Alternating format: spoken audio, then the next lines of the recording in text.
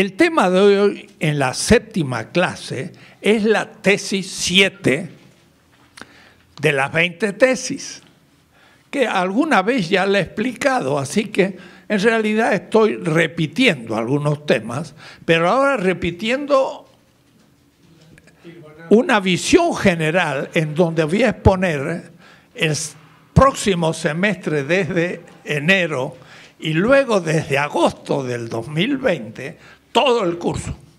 Eso nunca lo he explicado y eso ahora recién lo he terminado, así que tenemos todavía mucho tiempo. Se está grabando de paso porque los jóvenes en el futuro, cuando tengamos un instituto con recursos que no nos dan ni un 5, las autoridades actuales de Morena, o es decir, piensan en las elecciones pero no en la formación de la gente. Y entonces yo digo, esas autoridades no sirven porque no están cambiando el contenido de la política, sino que están ganando elecciones, pero ganaron 2, en Puebla y en Baja California. ¿Qué tal? Salieron regularcitas. Miren, California, Baja California, ¿quién salió? ¿Estaba formado por Morena? No, era uno que venía de afuera y se lo apoyó. Ganó las elecciones, pero no tiene la ideología de Morena. Y en el otro lugar, pues, se hizo de Morena en los últimos 3 meses. Era de otro partido. Entonces, ganamos las elecciones, pero no podemos echar las campanas a vuelo. No responden a la militancia de Morena. Y entonces, ¿qué hacemos con ganar elecciones? Si es lo mismo. Es, perdón, el dicho popular. Es el mismo gato, no más que revolcado. Pero eso no es Morena, ni es la 4ª transformación. Debe ser otra cosa. Bien. Ahora, la vez pasada hablé de las instituciones. No hagamos comentarios, sino instituciones. Ahora vamos a ver los 3 tipos de instituciones, porque es muy importante, hay 3 tipos de instituciones. Y entonces hoy voy a abarcar la primera y mostrando ideologías políticas que sitúan mal este primer tipo de instituciones. Van a ser las instituciones que voy a denominar propias de la esfera material. Y ya he explicado el término, pero me voy a repetir, a veces golpeando el yunque y modificando el hierro, se logra la forma. Hay que pegarle duro muchas veces para que uno vaya andando. Instituciones materiales.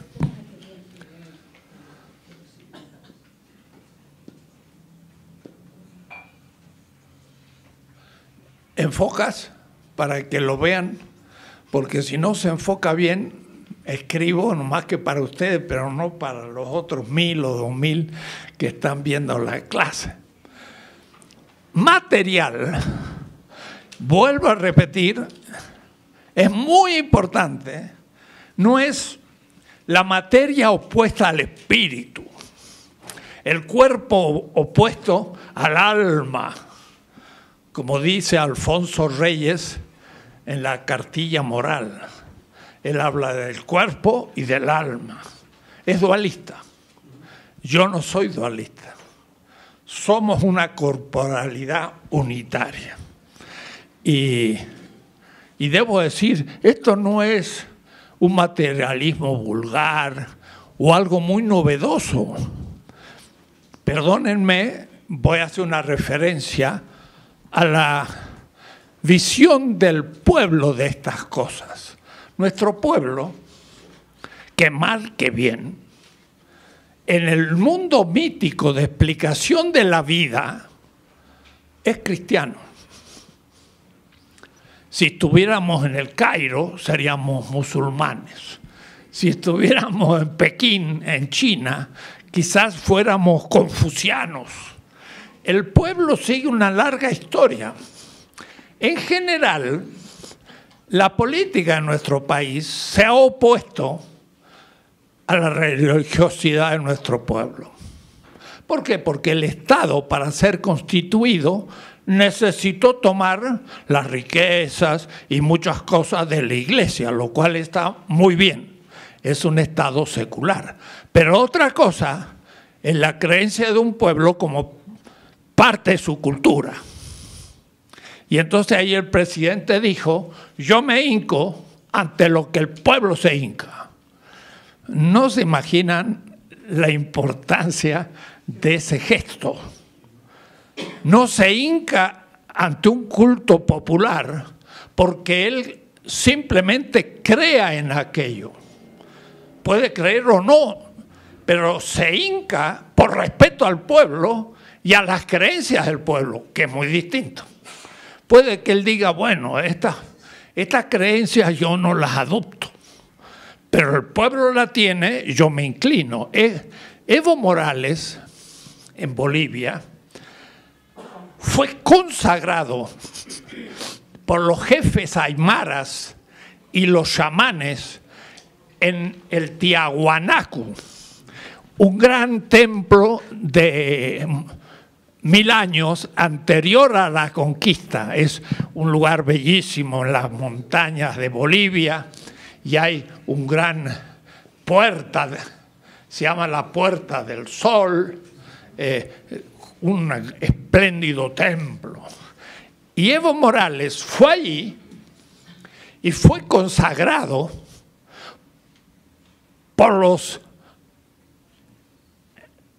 chamanes del pueblo aymara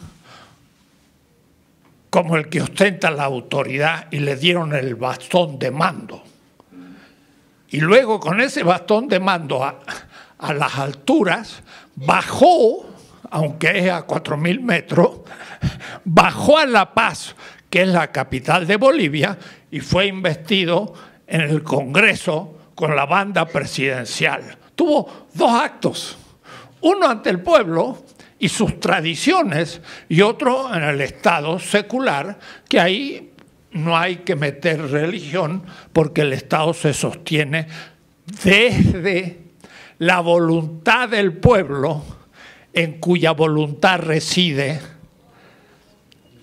el poder, he dicho, la soberanía en el pueblo, no en los dioses. En otras épocas, los dioses eran los que justificaban el poder de el Inca o los tonatigos o los reyes aztecas, eran los dioses. Ahora ya no, ahora es el pueblo. Entonces hay que tener cuidado. Bien, volviendo al tema. Material va a significar no lo opuesto a lo espiritual, sino se refiere al contenido. Le dije que sería bueno tomar apunte a veces. Y a esto es muy importante. Contenido. Contenido de la política. Contenido de un acto. Un acto tiene contenido. Mi acto ahora intenta enseñar. ¿Y cuál es el contenido de mi exposición? La política. Y a tal punto que en el colegio o la prepa o la universidad dicen hay disciplinas o materias. Materia significa contenidos que se explican. No tiene nada que ver con lo material opuesto a lo espiritual. El acto humano y el acto político tiene un contenido. Como el acto de comer tiene un contenido. Los clásicos dicen, el contenido de un acto es su finalidad. La finalidad del comer, ¿en qué consiste? Lo he dicho muchas veces, voy a volver a repetirlo. El comer tiene un fin. Es alimentarme. ¿Pero qué significa alimentarme?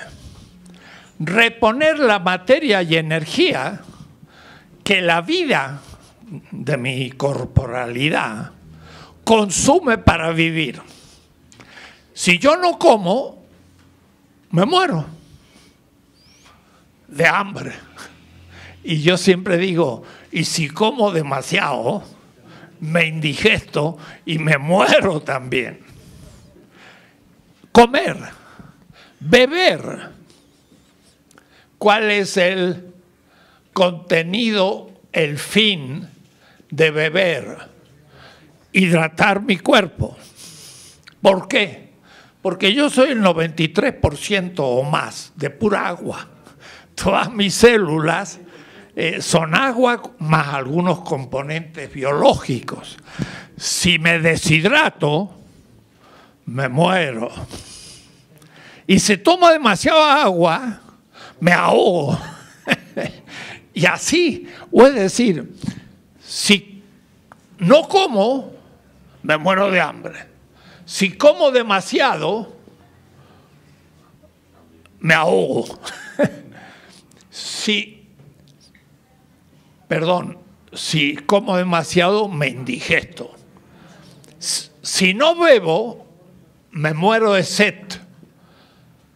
Y si bebo demasiado, me ahogo. Si recupero la temperatura de mi cuerpo, porque yo tengo una temperatura, para eso tengo vestido. ¿Y qué significa el vestido? Mire, significa lo siguiente, piénsenlo. El ser humano surgió allá al sur del Ecuador, en África, más o menos en una región de los lagos que había 28 grados. Mire qué cosa extraña, los testículos masculinos están a 28 grados y el cuerpo tiene 36 grados. ¿Por qué? Porque nacimos en una región donde más o menos hace millones de años la temperatura eran 28 grados, como Uganda y otros países del centro del África. Cuando se fueron hacia arriba, hacia Europa y regiones frías, ¿qué hizo el ser humano? Se cubrió de vestido. ¿Y cuál fue el primer vestido? La piel de los osos, por ejemplo, porque el oso tiene una piel que conserva la temperatura. Quiere decir que nos pusimos una temperatura artificial. Entonces, si usamos suficiente vestido, entonces mantenemos la temperatura. Si no tenemos esto, morimos de frío.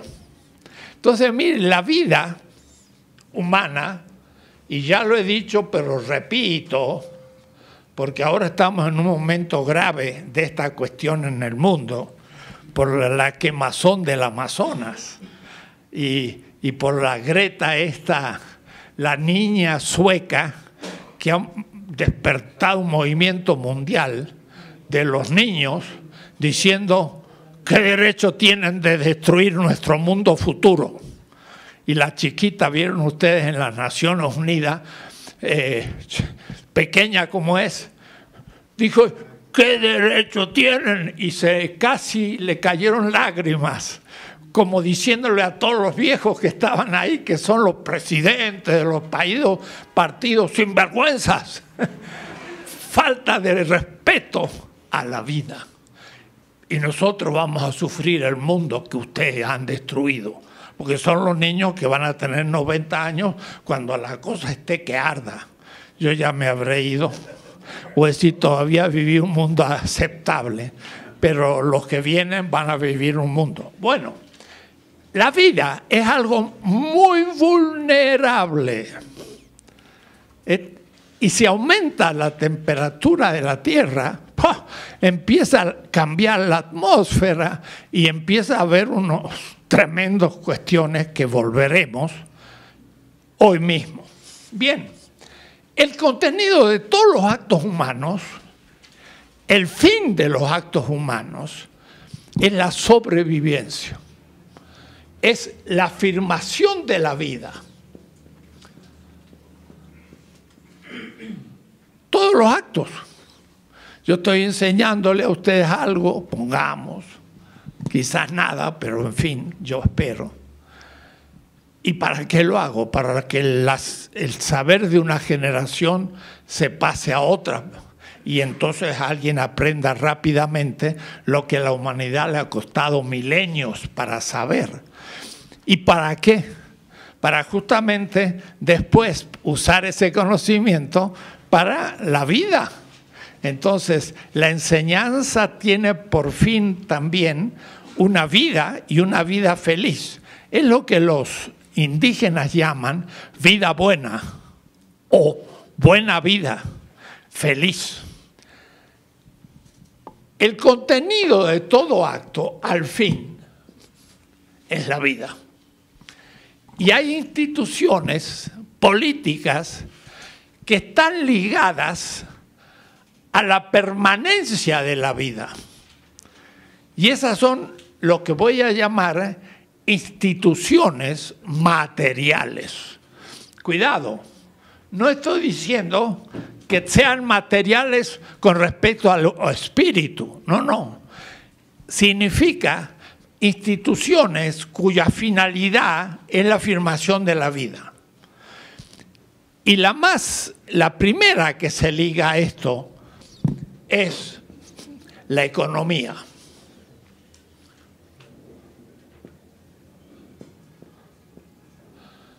El político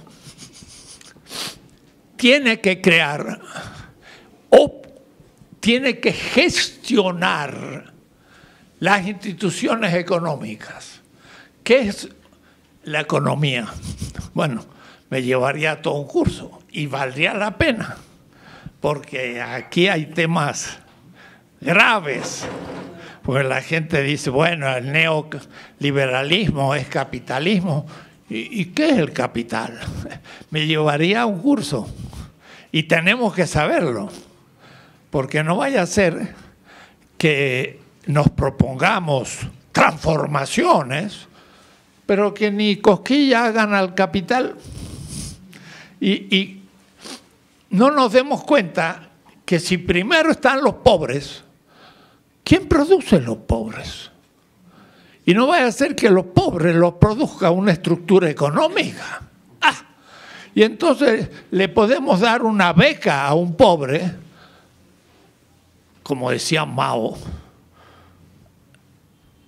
me pide una limosna y yo le doy un pescado, pero sería mejor enseñarle a pescar, porque en vez de darle un pescadito y después sigue con hambre, enseñarle a pescar para que ya no tenga hambre en el futuro, porque se transforma en un pescador.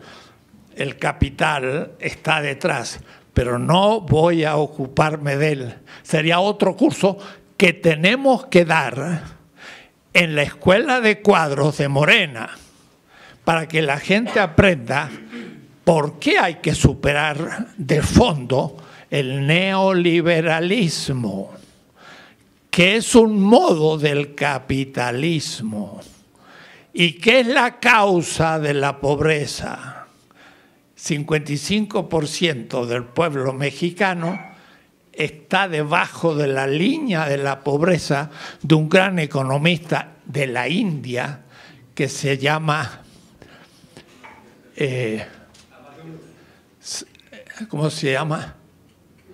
El de la India, Amartya Sen. Ay, ay, ay. Amartya Sen. Muy bien. Lo voy a anotar para que no me lo olviden en el futuro. Amartya, así, con Y, Sen. Él propuso que hay una línea debajo de la cual una persona es declarada pobre. Y en México tenemos 55% de gente pobre.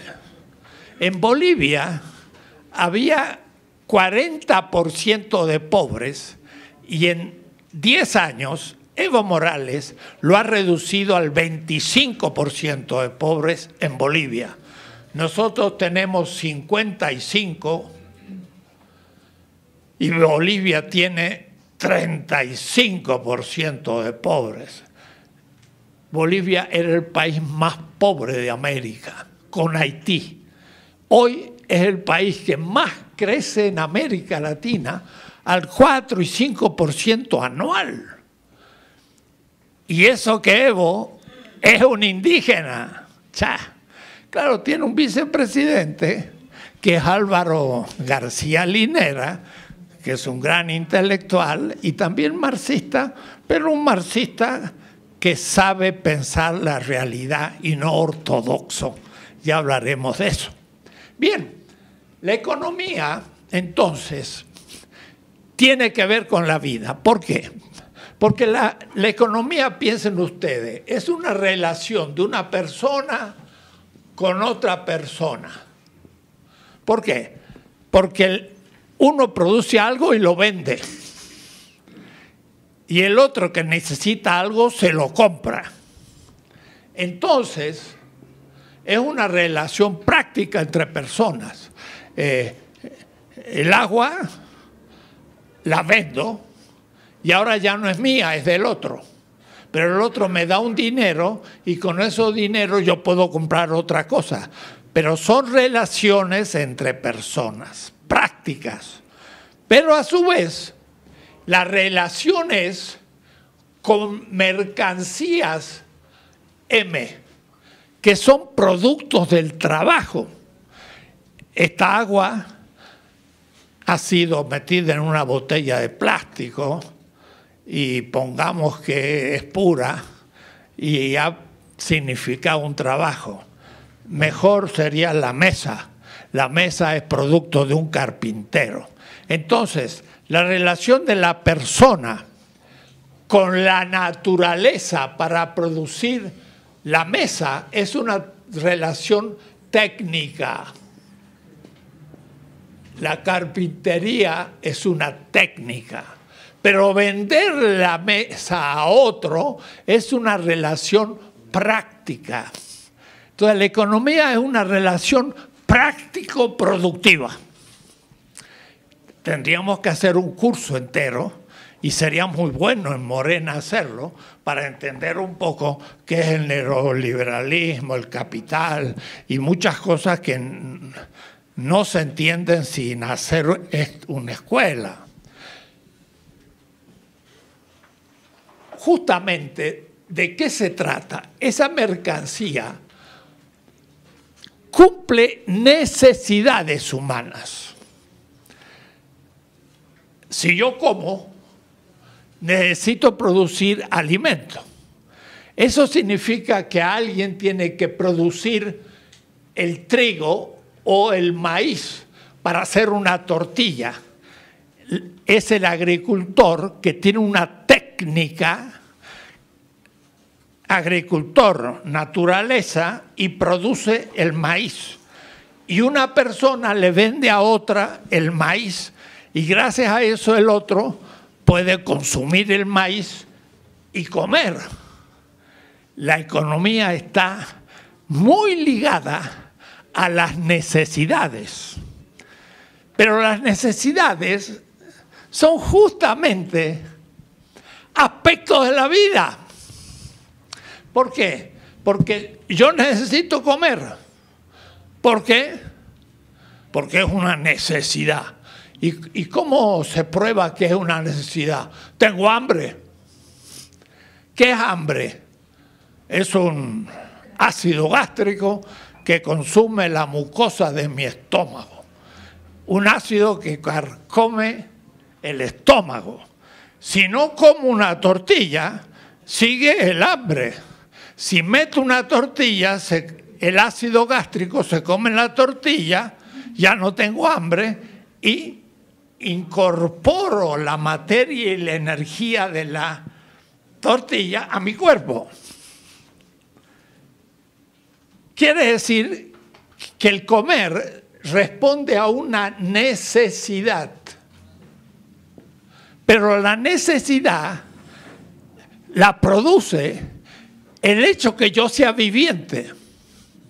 Porque yo soy viviente, vivo, tengo la necesidad de una satisfactor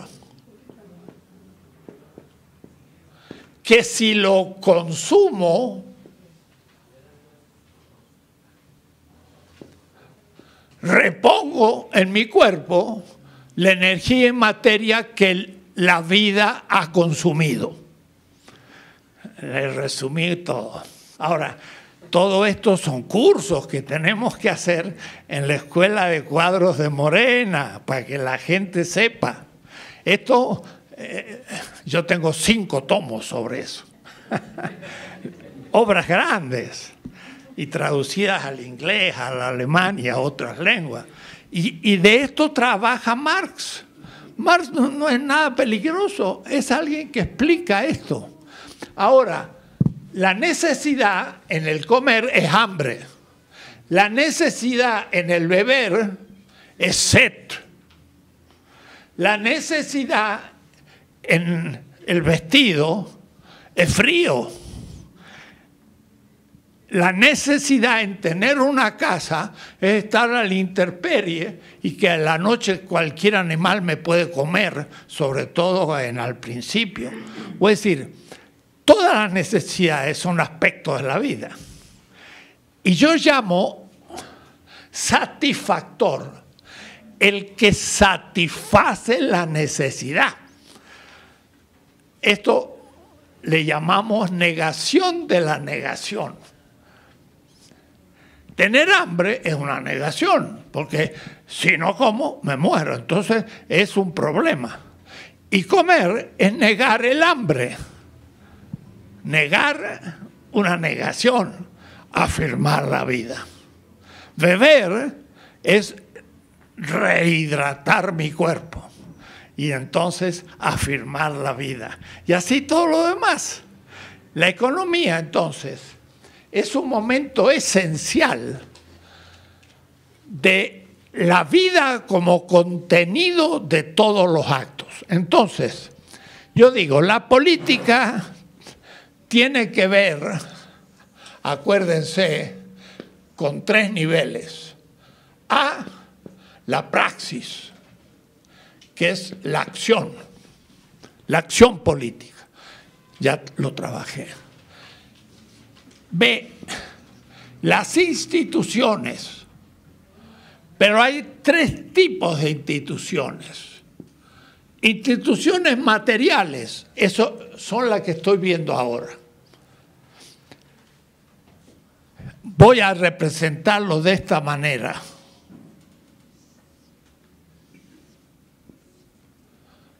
Miren, si fuera un disco, el campo político, y otro disco que lo corta, el campo económico, de lo que estoy hablando. La economía se relaciona a la política. El presidente tiene un secretaría de Economía. Ahora está presentando un presupuesto. Además, Trump quiere que si no protegemos la frontera sur, nos va a subir las, ¿cómo se llama? Aranceles. Los aranceles de nuestros productos para Estados Unidos. Son problemas económicos. No significa que el político sea necesariamente un economista. Puede que no sepa, pero para eso llama a un buen economista, que es un colaborador. Y entonces utiliza al buen, pero él le fija el fin político. Quiere decir, la economía determina lo político, y esto lo piensa mucho el marxista. Y el marxista dice que es materialista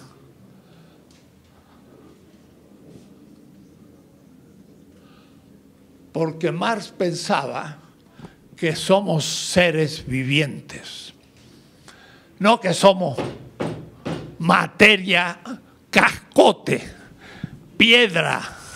El materialismo de Marx no tiene nada que ver con todo es cascote, todo es materia, nada.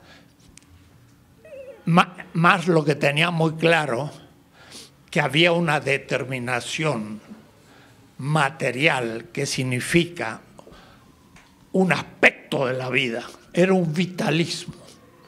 No era que decir todo es materia y de ahí sale el espíritu. Esos son los marxistas-leninistas. Esos son hasta los trotskistas. Estos son hasta el Partido Comunista. No habían leído a Marx. No habían leído a Marx ni Engels. He dedicado 16 semestres a una lectura lenta de Marx en alemán. Y cuando se me terminaron los libros en alemán publicados, trabajé en Berlín y en Ámsterdam inéditos de Marx, que no habían sido publicados en alemán, que es la lengua de Marx. Pero eso sería otro curso. ¿Cómo Marx apoya a Morena? Porque hay muchos marxistas que dicen Morena es un partido reformista y no entiende nada de la revolución. Tranquilo, ¿tú entiendes?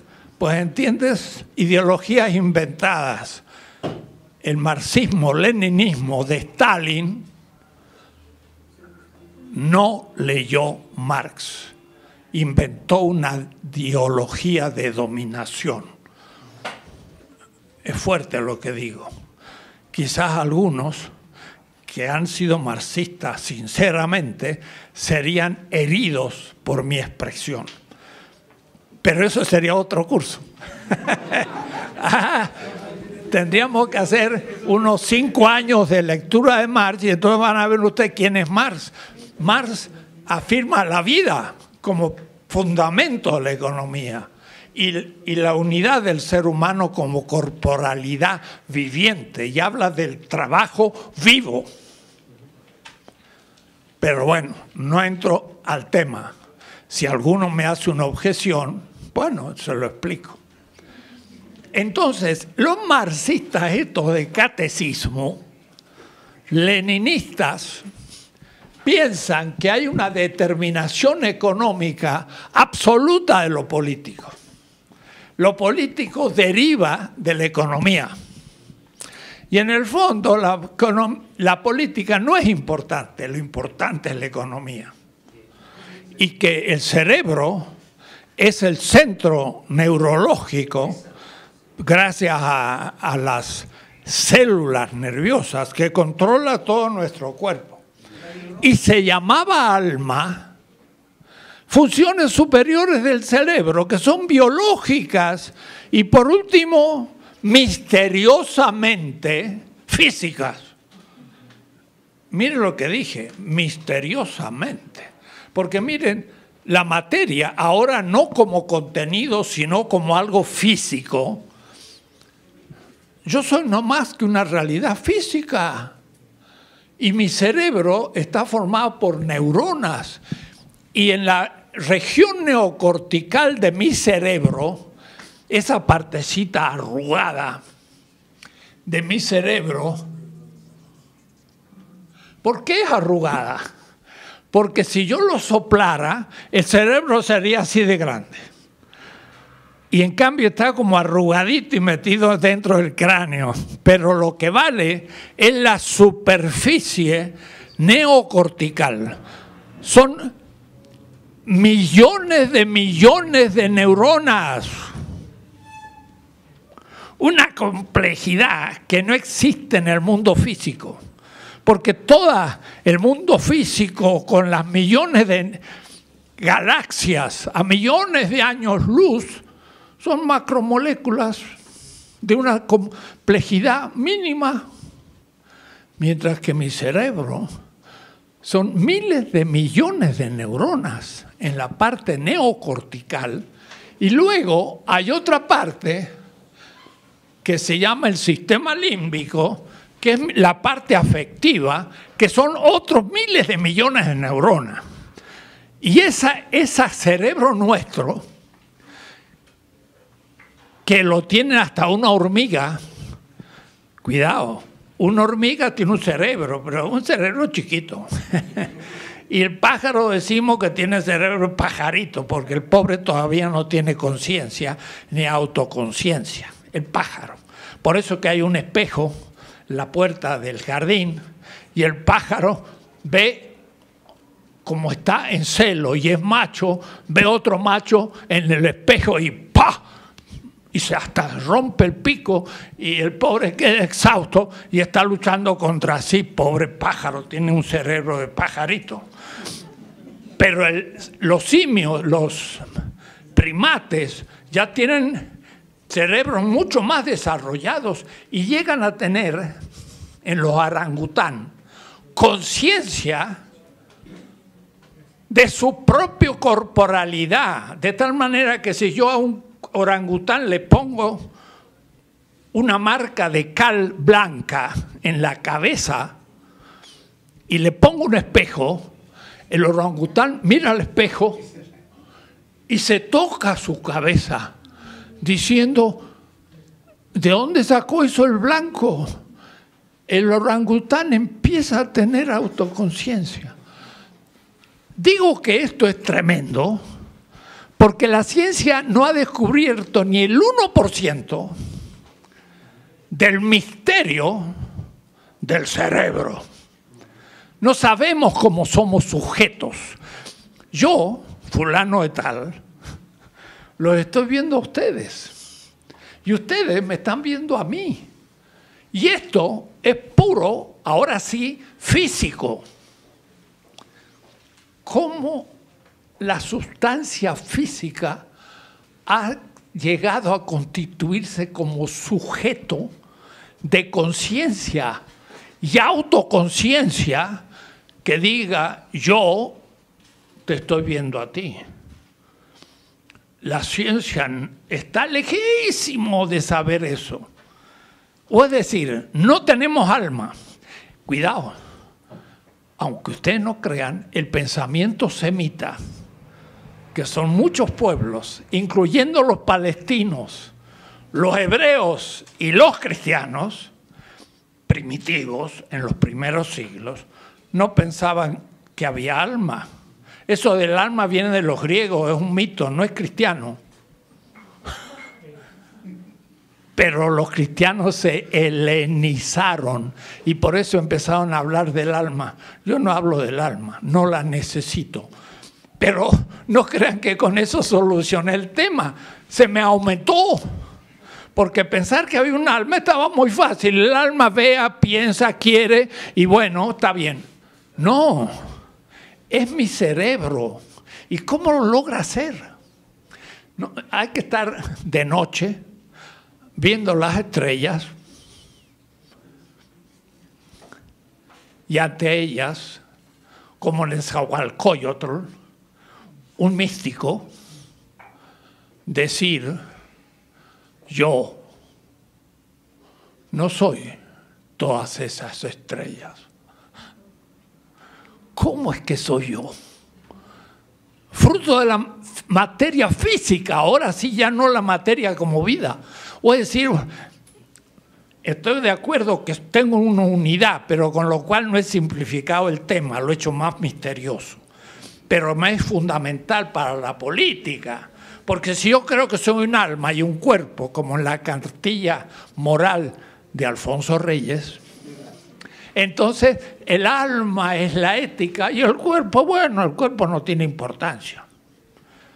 Más, para los griegos el cuerpo era el origen del mal. ¡Wow! Y entonces comer es diferente. Pero para una ética de la corporalidad unitaria, que no piense en el alma, sino en el cerebro, comer es la condición de la existencia. Por lo tanto, es el primer principio ético. Ya lo veremos. Y por lo tanto, el primer principio de la política. Y por lo tanto, si el presidente dice hay que pesar por los pobres y los campesinos, eso es ético. No es una doctrina secundaria. Vamos a ir de a poco, porque estas cosas son muy profundas. Entonces, el compañero, creo, ya me estaba objetando de posiciones tradicionales. Era una reflexión nada más.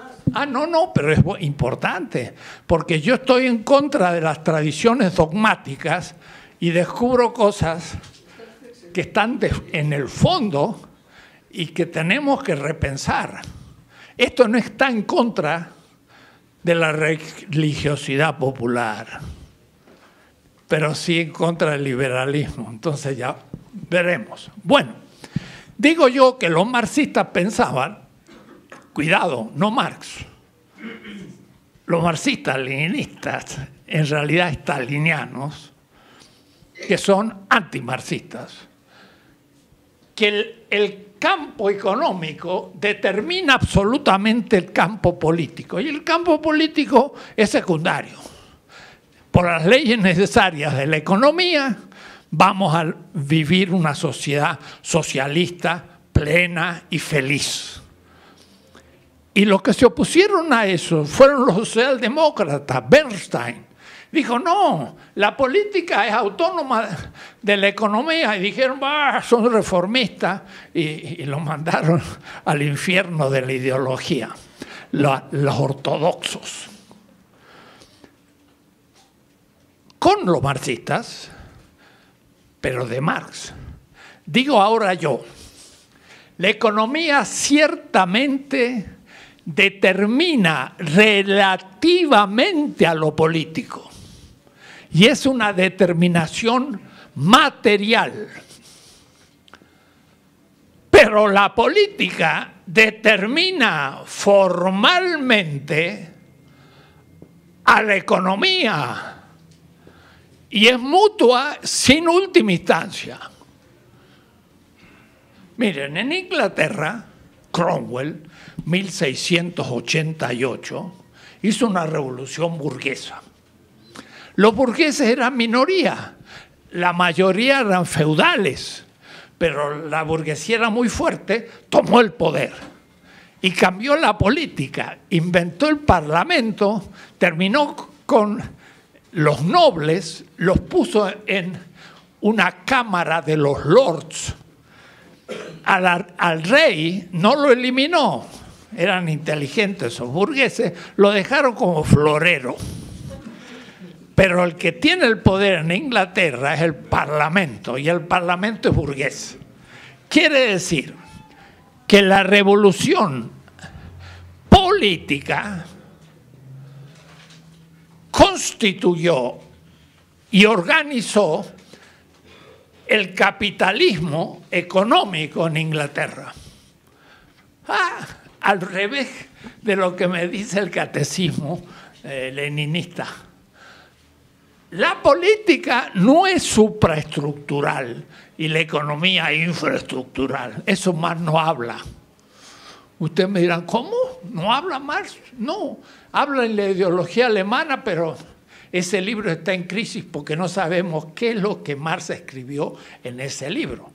3 líneas escribió Marx sobre la Überbau, sobre estructura, la infra y supraestructura. 3 líneas en el prólogo de la crítica a la economía política en 1859 y nunca más habló de eso. Eso lo elaboró el marxismo estalinista. Dijo, la economía es el fundamento y la política y la ideología son supraestructurales. Ah, entonces el político es supraestructural. Falso, eso no lo dijo Marx nunca. Marx dice, la mercancía la veo desde el espejo del derecho. ¿Qué quiere decir eso? Que en la esencia de la economía está la política. Esta agua no es mía, me la dieron. Y yo no puedo venderla ahora porque no es mía. Yo la usaré y la dejaré aquí para que si algún otro es valiente y cree que no estoy enfermo, la puede usar. O si no, la tira. Pero yo sé que no es mía. Y ser mía o del otro es un problema de derecho. Y el derecho es parte de la política. Y eso está en la esencia de la economía. ¿Cómo va a ser supraestructural si la economía es vender una mercancía a otro y cambiar de propietario? Y ser propietario es un problema de derecho y es política. No es supra, es constitutivo de lo económico. Entonces, lo que piensan esos marxistas tradicionales, muchos de los cuales están en contra de Morena, desde la izquierda. Les tengo que decir, lean Marx para poder llegar a Morena. Y si es necesario, discutiremos. El zapatismo parte de las tradiciones de los pueblos originarios y es válido. Pero algunos teóricos que se infiltran en el zapatismo tienen una ortodoxia marxista que también es perjudica el análisis. Entonces, crear una ideología para Morena supone aceptar las posiciones de Marx, pero no del marxismo-leninismo. Las instituciones, pero mira, además, no solo hay un campo económico y un campo político, hay sistemas. Y lo voy a hacer con puntitos. Sistemas económicos y sistemas políticos. En el campo económico puede haber el sistema capitalista. No es lo mismo el capitalismo que el campo económico. Es un sistema. Puede haber un sistema socialista, puede haber un sistema de autoconsumo como los aztecas y de muchos sistemas. También el campo político permite haber muchos sistemas. Puede haber un sistema liberal, puede haber un sistema feudal, puede haber un sistema socialista. El sistema no es lo mismo que el campo. Entonces, podemos estudiar la determinación de un sistema económico como el capitalismo que determina no absolutamente el sistema político, y el sistema político puede determinar el sistema económico. El presidente ha dicho, ahora hemos separado el Estado de los intereses económicos. Lo ha dicho en estos días. ¿Cómo lo entiende un militante de Morena? Yo estoy seguro que no lo entiende de ninguna manera. No sabe lo que dijo el presidente. Entonces, no es un militante en serio. Tiene que estudiar y crecer. No puede separar la política de la economía. Lo que dijo es que hay grupos económicos muy poderosos que se inmiscuyen en la política y la dirigen y compran. Y miren qué cosa, para que ustedes vean un poco. Mucha gente, y también de Morena, dicen, ¿para qué tanto dinero a los partidos políticos? Y Morena está por proponer la mitad de los recursos a los partidos políticos porque les dan demasiado. Y quizás ustedes piensen eso.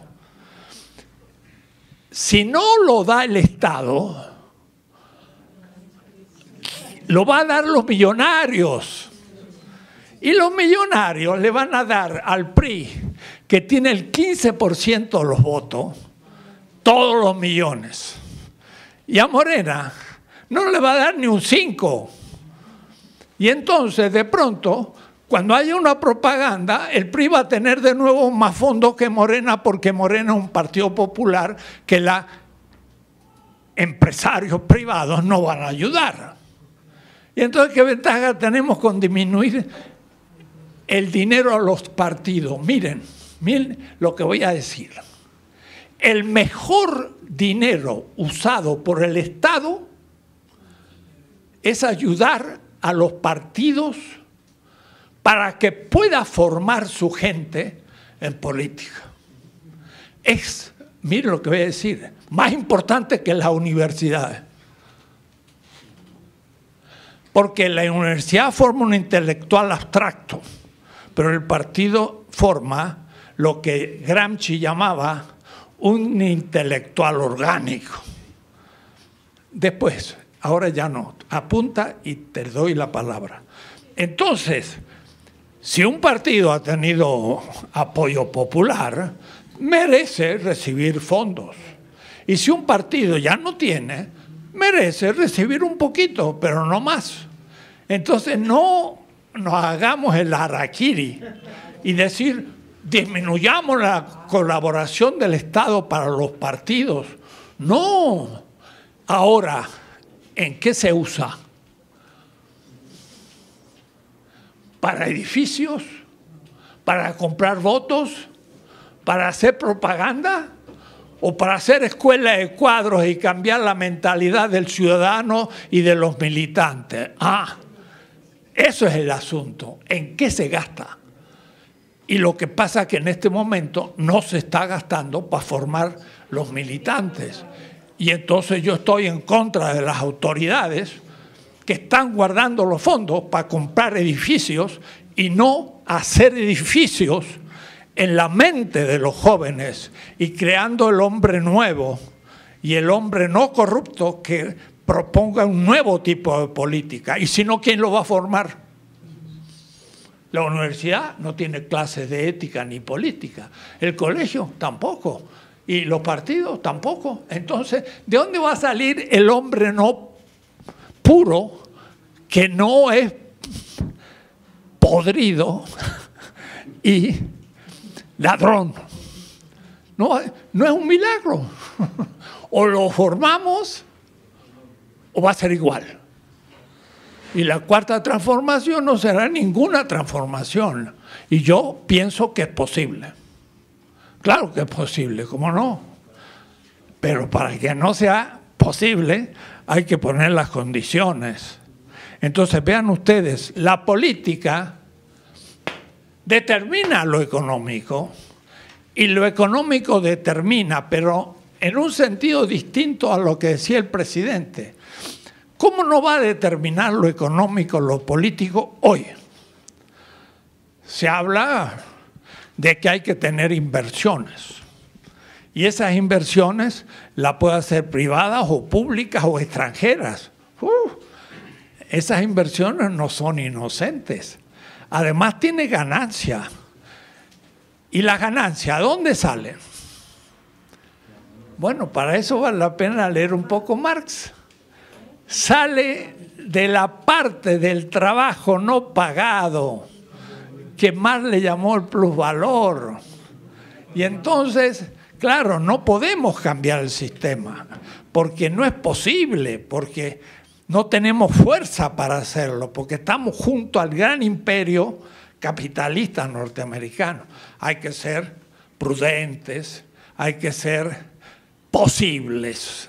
Y la posibilidad es un principio, ya lo voy a mostrar. No podemos hacer cosas imposibles, porque por definición, ¿cómo voy a hacer cosas imposibles? Está la pared, es dura, mi cabeza es blanda, yo soy enérgico y valiente y voy a romper la pared con mi cabeza. ¡Pah! Un chichón. ¡Pah! Más fuerte. Y por último se me rompe el cráneo y la pared sigue. Entonces yo no puedo hacer lo imposible. La política hace lo posible. Pero cuidado, con principios. Veremos cuál es principio. Entonces, el político ciertamente gestiona el mundo económico. Es una determinación de la política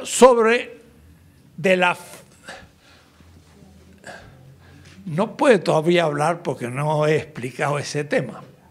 Es una influencia de la política sobre la materialidad económica. Pero también hay una relación de la materialidad económica de la política.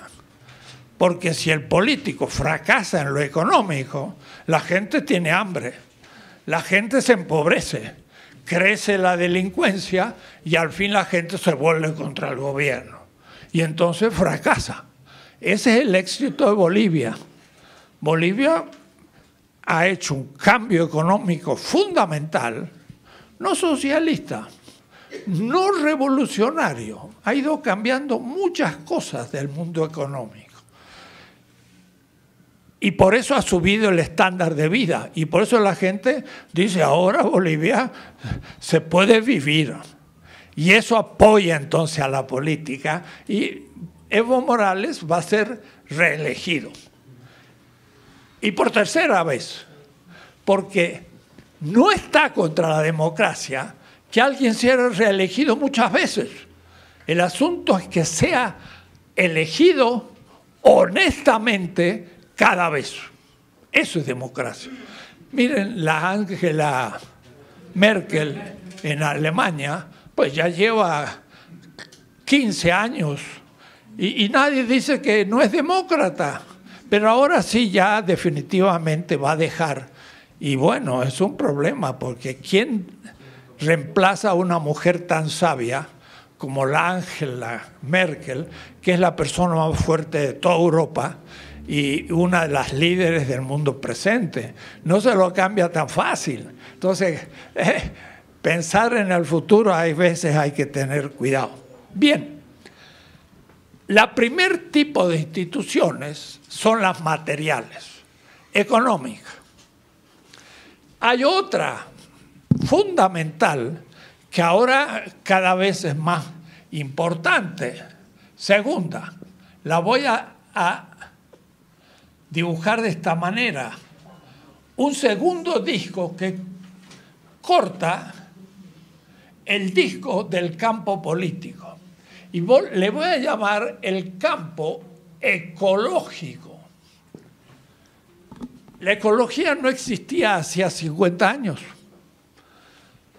Nadie había pensado que la Tierra es limitada, que el oxígeno del aire, la atmósfera, es producto de la propia vida, que los glaciales se pueden derretir. Y entonces la humanidad vivía un sueño feliz de que podía usar todos los bienes renovables o no renovables, podía tirar todas las basuras y la naturaleza se la arreglaba para reciclarla. Además, la modernidad, desde 1492, cuidado, otra hipótesis histórica, por eso la historia es muy importante. En 1492 surgió la modernidad y Europa, de periferia del mundo árabe, pasó al centro. Y México fue la primer colonia en la historia universal, desde que existen seres humanos. La primer imperio. que la Europa moderna conquistó somos nosotros. Aquí empezó la modernidad y aquí se juega mucho. Entonces tenemos que tener conciencia. Los conquistadores no son los conquistadores, son europeos que conquistaron un reino periférico, lo hicieron colonia y lo explotaron. Sacaron la plata y el oro y eso fue la acumulación originaria del capital. Zacatecas con sus minas y Potosí en Bolivia dio el capital inicial al mundo. Entonces empezó la modernidad, pero la modernidad definió, yo pienso, dijo Descartes, un filósofo allá en siglo, yo soy el sujeto y la naturaleza es un objeto. Un objeto. Y todavía se enseña eso en clases, sujeto, objeto. Sujeto, objeto. Sujeto, objeto. Y el objeto es la naturaleza. Y la naturaleza es una cosa cuántica, sobre todo cantidad, no tiene cualidad, y es explotable, la puedo explotar. Y se habla de la explotación de la naturaleza, ¿cierto?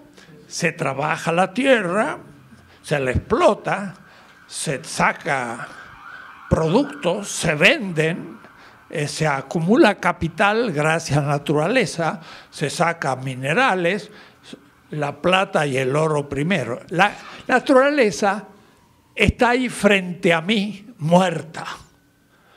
Lo que pasa es que en el 1972, hace muy poco, 50 años, 1972, un científico norteamericano y su esposa, llamado Meadow, hay que escribirlo para recordarse.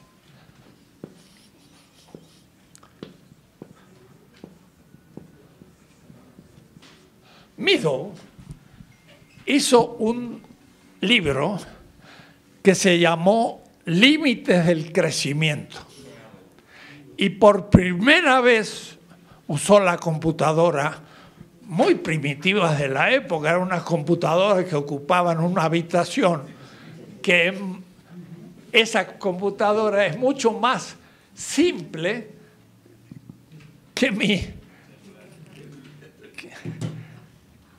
mi celular. El celular es más compleja que las primeras computadoras inmensas. Bien, pero permitió trabajar con muchas variables, se llaman.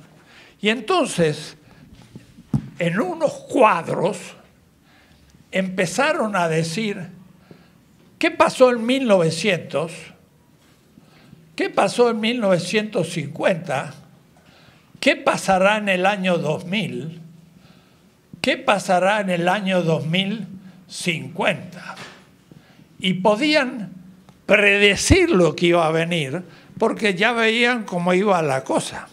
Y entonces, por primera vez en la historia, dijeron, por ejemplo, la polución, el hecho de que la atmósfera comienza a tener poco oxígeno. En el 1900, era el 99. Pero había la industria y va a subir, y va a subir. Y llega un momento, allá por el 2050, que es enorme. El petróleo se usaba muy poquito. Y entonces va a empezar a ser usado cada vez más hasta que llega a un punto máximo y empieza a acabarse el petróleo. Y podemos prever que de pronto llega a un máximo y luego decae y desaparece, no hay más petróleo. Y así va tomando los distintos aspectos y entonces puede decir, en el 2050, ¡pah!, va a haber una hecatombe ecológica. primera vez en la historia que la Tierra era vista no como infinita, sino como limitada. Y tiene recursos limitados. Y entonces la vida que surgió hace 3.500 millones de años, 3.500 millones de años, que por ejemplo surgieron las plantas, pero hace 400 millones,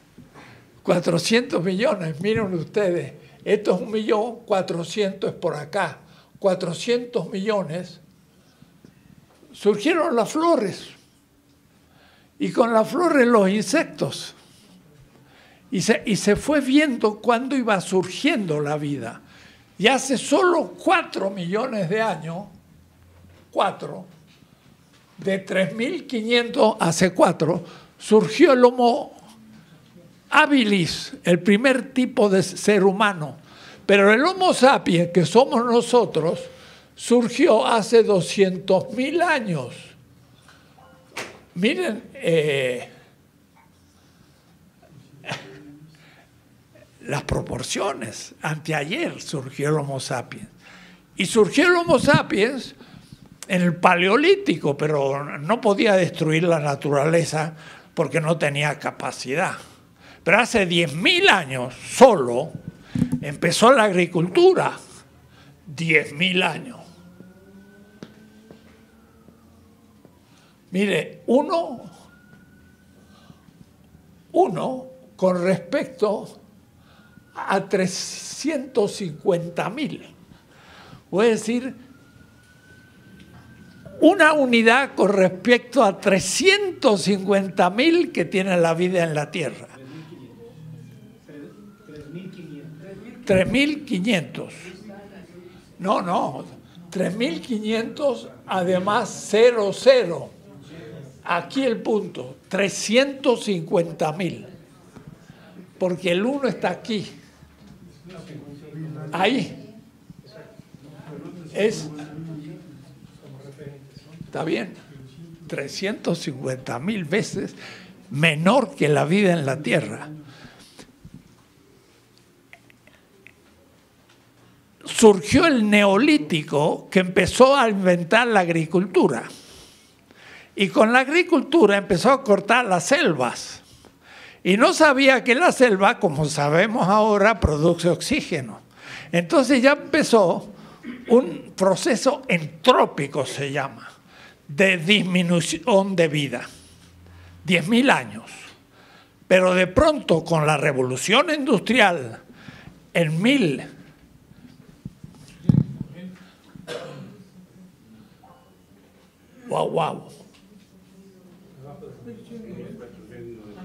en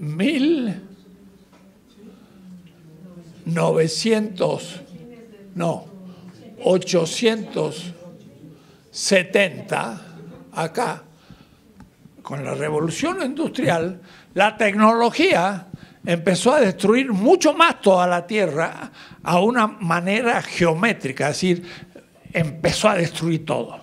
Y últimamente, después de la Guerra Mundial, se multiplicó más. Y entonces, de pronto, estamos viviendo el comienzo de la extinción de la vida en la Tierra. Y esto es un hecho nuevo, y es un campo, es el nivel ecológico. La política está ligada a lo ecológico. ¿Por qué? Porque si la vida es central, solo los políticos y la política será la que salvará a la humanidad, o la humanidad desaparecerá por un suicidio colectivo, porque la vida no será más posible en la Tierra. Y entonces, en todo partido político, tiene que haber un programa de comenzar a usar energía, pero ya no de bienes que se extinguen, sino inextinguibles, es decir, bienes que van a ser siempre reproducidos en el futuro. Y eso viene del sol. Los aztecas pensaban que el sol, Huitzilopochtli, era el gran dios. Tenían razón, porque la vida depende absolutamente del sol. Justamente cayó hace 70 millones de años un satélite, un aerolito en Yucatán, hizo la oscuridad, 3 años desaparecieron las plantas y los dinosaurios se murieron porque no tenían que comer. Esa es la 5ª extinción de la vida, en su mayoría. Y estamos nosotros, el Homo sapiens, los seres humanos, produciendo la 6ª extinción de la vida. Desaparecerá el Homo sapiens y muchos vivientes próximamente. No serán más de 2 siglos, si es que no cambiamos. Y eso es lo que dice la Goethe, chiquita y niña. Ustedes, ¿quién le dio derecho de destruir la tierra? Malditos, adultos, políticos. Y entonces un partido político tiene que establecer un sistema ecológico. Nosotros pensamos salir de la crisis recuperando el petróleo. Bueno, es una medida eventual, es una medida posible y a corto plazo, pero a largo plazo hay que empezar a invertir, sobre todo por energía de los vientos e hidráulica y solar. Voy a decir, ahí tiene que ir, pero esto es parte de un partido. Eso es lo ecológico y eso es parte de la política, es la determinación material. Me quedan unos minutos y voy a sugerir una tercera, bueno, lo puedo anotar así, campo material, que es la cultura. ¿Ven? El sentido de material no es físico, sino de contenido. La cultura es el contenido de la interpretación de la vida de un pueblo. Los chinos interpretan las cosas de una manera, los musulmanes de otro, los bantúes, los latinoamericanos, los mexicanos y por último también los zapotecas o los mayas.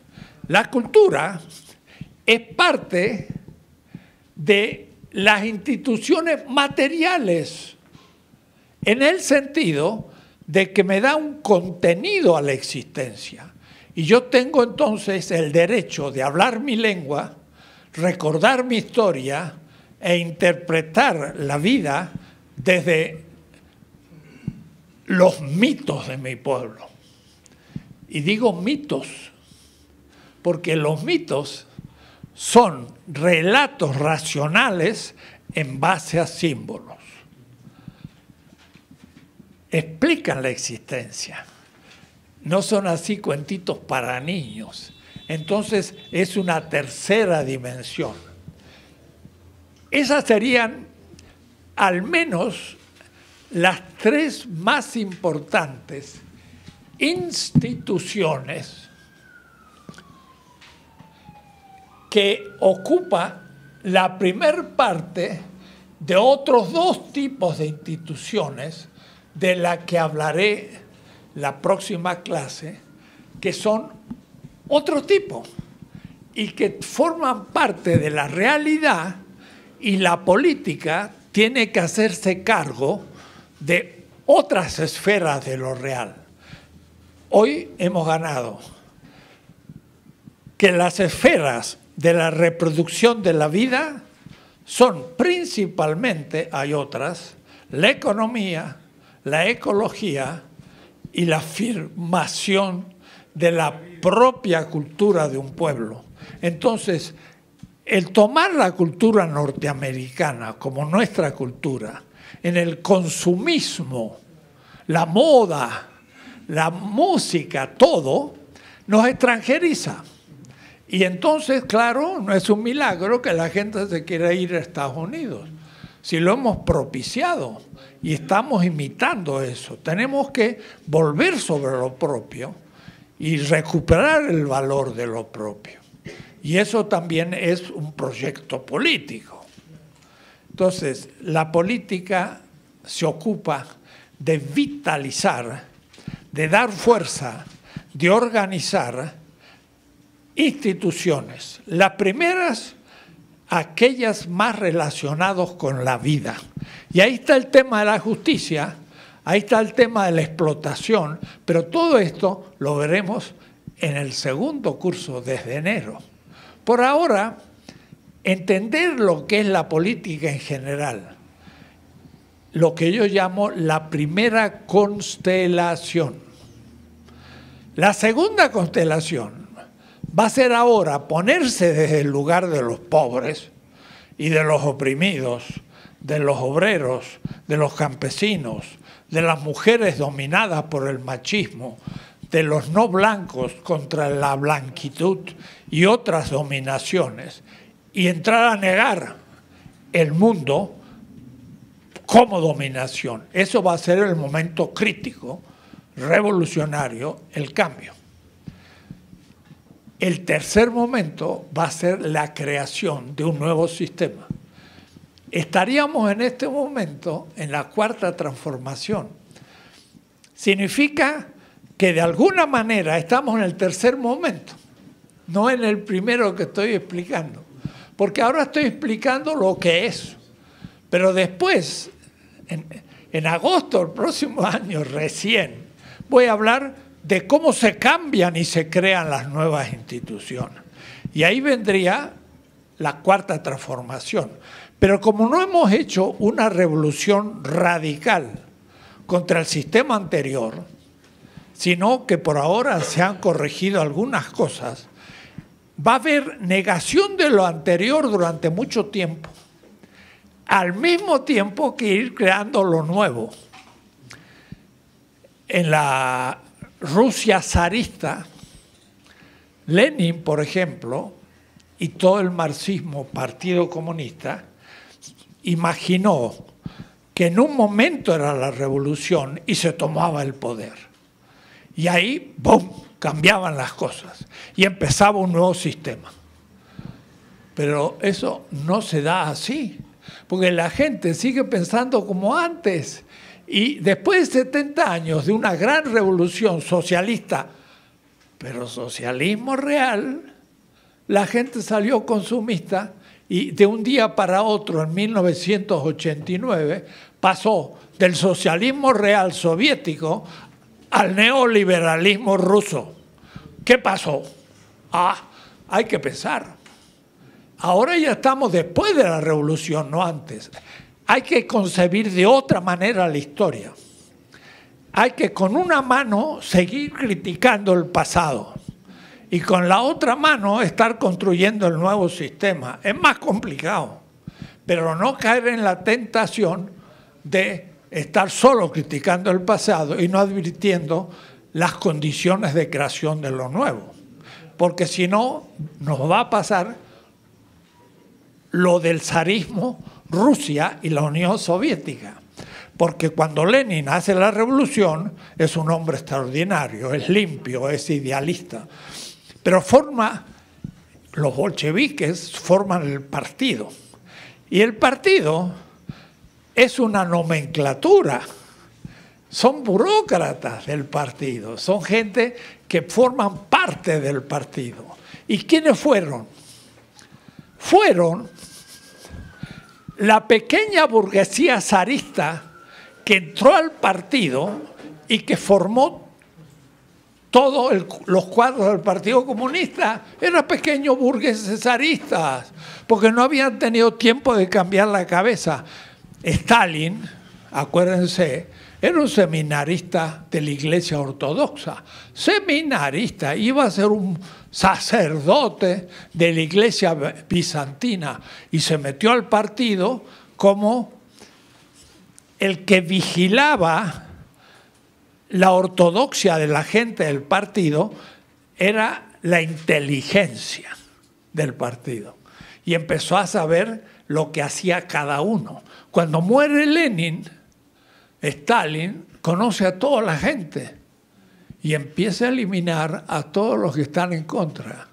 Y entonces de pronto la gran revolución se transforma en una burocracia del partido que se llama dictadura del proletariado. Pero el proletariado nunca participó en una elección, ni nunca organizó una fábrica. Eso lo hizo el plan. Y el plan era una burocracia del partido de origen zarista. Hacha. Entonces hay que cambiar la cabeza para que los zaristas empiecen a pensar de otra manera. ¿Pero qué hicieron? Hicieron una ideología que se llama el marxismo-leninismo. Y entonces, el nuevo criterio no era luchar contra el aumento de la tasa de ganancia del capitalismo. Para el capitalismo, si yo aumento la ganancia en proporción al capital, es un éxito. Y eso es producción y es beneficio. El socialismo real negó el capital, pero puso un nuevo criterio. El aumento de la tasa de producción estaba mejor, porque significaba producir más trigo para que la gente comiese pan. Había que aumentar la producción.